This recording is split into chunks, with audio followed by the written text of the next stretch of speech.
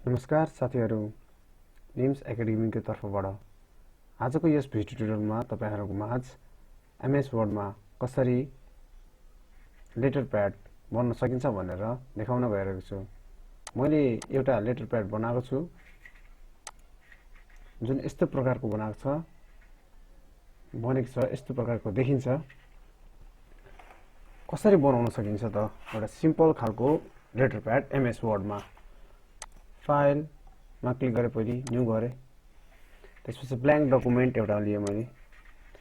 यो लिइसकेपछि हल्का यसलाई ठुलो बनाए मैले, जस प्रिभ्यूको लागि राम्रो होस् भनेर।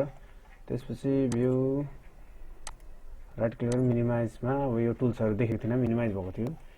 होममा गए, त्यसपछि इन्सर्टमा क्लिक गरेर यहाँबाट रेक्टेंगुलर शेप लिए। यहाँबाट सर्ट र हेडिङ को लागि मैले आफ्नो रेक्टेंगुलर शेप बनाए। अर्को म यहाँबाट अर्को शेप लिन सक्छु, प्यारालेलोग्राम। यहाँबाट ताने, यहाँबाट हल्का सानो माने यसको लेन्थ ल यतापट्टि ताने। बाहिर जाँदा अटोमेटिक त्यो आफै उता देखिदैन।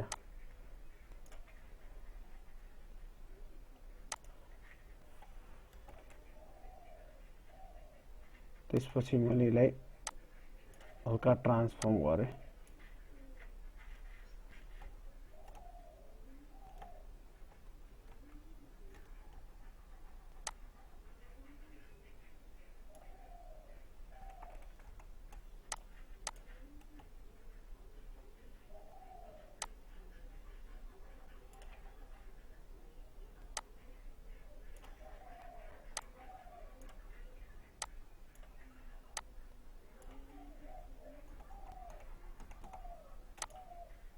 यसैलाई मैले फेरि कपी गरे, कन्ट्रोल पेस्ट गरे र यतापट्टि राखे। अब म यहाँ कलर फिल गर्छु सबैलाई। सेप फिल,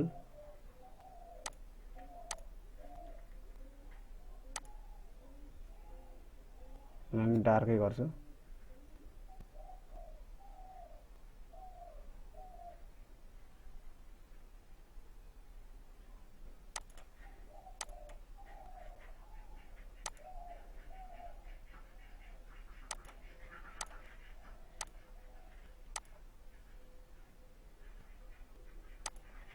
यसरी मैले यसरी राखेको छु।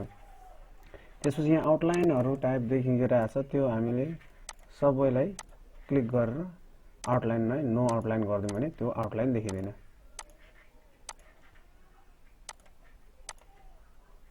अब यो यसमाथि हामीले अब ड्रप स्याडो लगायौं भने अलिक राम्रो देखिन्छ। त्यही भएर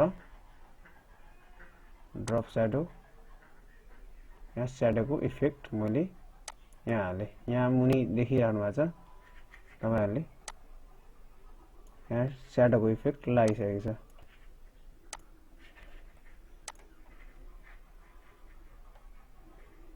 अब यहाँ राइट क्लिक गर्ने र एड टेक्स्ट गर्ने, कम्पनीको नाम।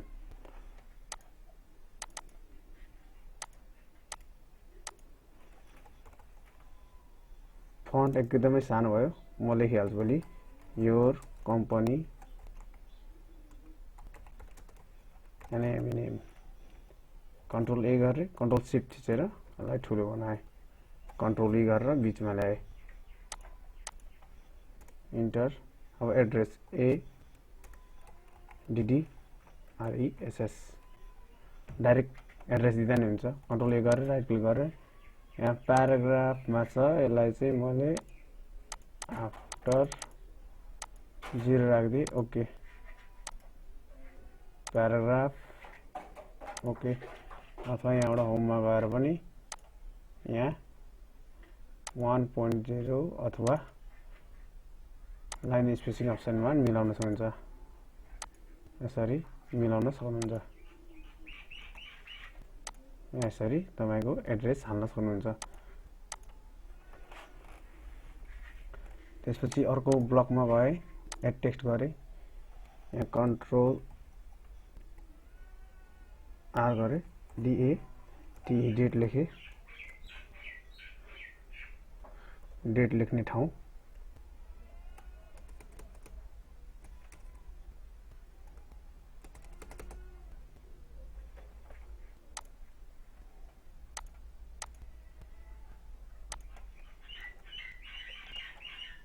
यहाँ क्लिक गरेँ, एड टेक्स्ट गरेँ,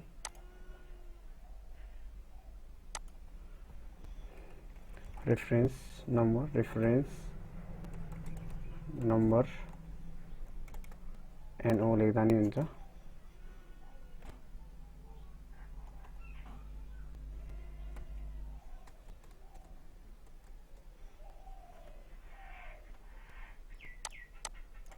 फन्टहरु अलिक ठुलो बनाउँदा रेफरेन्समा राम्रो देखिन्छ।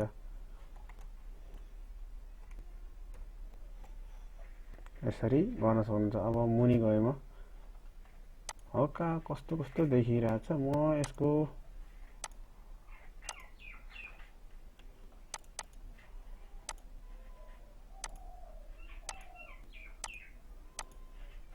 फर्मेटमा यो कलर सेलेक्ट गरिदिन्छु।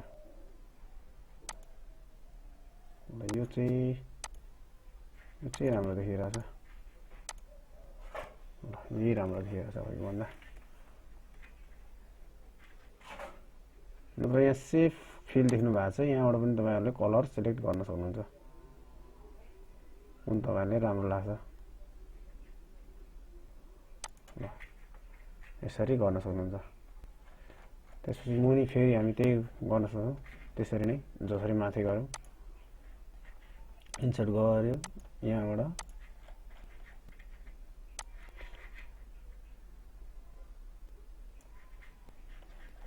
Safe fill red, Ctrl C V,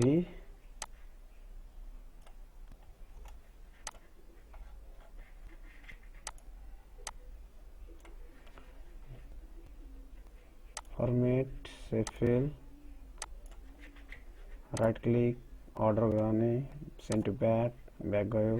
यसको आउटलाइन नो आउटलाइन, यसको यहाँ outline no outline, right click, add text, contact, Ctrl A, Shift Alt, यसरी क्लिक गरेर right click, add text, your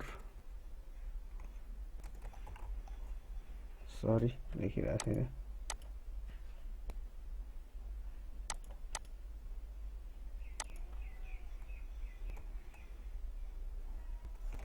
website,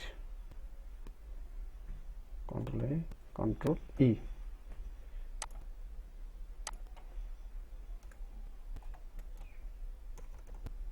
font को colour यहाँबाट होममा गएर यसरी क्लिक गर्न सक्नुहुन्छ अनि चेन्ज गर्न सक्नुहुन्छ। अनि लोगोको लागि तपाईहरुले इन्सर्टमा जानुहुन्छ, यहाँबाट तपाईहरुले यसरी क्लिक गरेर फर्मेट अनि सेभ फिल छ, यहाँ पिक्चर छ, पिक्चरमा सेभ फिल भित्र पिक्चर गरेर कुनै एउटा इमेज गरेर इन्सर्ट गर्नुभयो भने तपाईको त्यो लोगो यहाँ देखा पर्छ। फेरि आउटलाइन देखिरहेछ, कालो कालो देखिरहनु भएको छ, नो आउटलाइन गर्नुभयो भने आफै त्यो हटेर जान्छ।